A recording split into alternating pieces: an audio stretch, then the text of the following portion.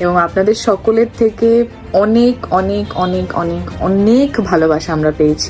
আমি ভেবে ভেবে সকল জল্পনা কল্পনার পর এবার প্রকাশ পেল শাকিব খানের বহুল আলোচিত cinema Prince once upon A time in ঢাকার প্রথম রোমান্টিক গানটি। আর গানটি প্রকাশের পর থেকেই পুরো সোশ্যাল মিডিয়ার মধ্যে আলোড়ন সৃষ্টি করেছে।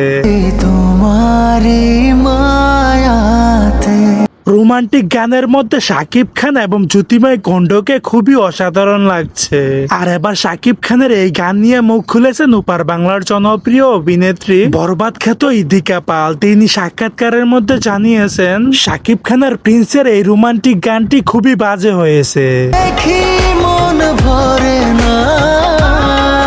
এত বড় বাজেটের সিনেমার মধ্যে এত কম বাজেটের একটি সস্তা গান এবং শাকিব খান আর জ্যোতিময় গণ্ডর অভিনয় একদম বাজে ছিল। দর্শক প্রিন্স সিনেমার মধ্যে ইদিকা পালকে না নেওয়াতে তিনি তার ক্ষোভ প্রকাশ করেছেন। এবার আপনারাই বলুন এই গানটি আপনাদের কেমন লাগলো। অবশ্যই ব্যক্তিগত মতামতটি জানাতে ভুলবেন না ভিডিওর কমেন্ট বক্সে। সো দর্শক আজকের এই ভিডিওটি এই পর্যন্তই। যদি ভিডিওটি ভালো লেগে থাকে তাহলে ভিডিওতে একটি লাইক, একটি কমেন্ট আর অবশ্যই চ্যানেলটি সাবস্ক্রাইব করতে ভুলবেন না।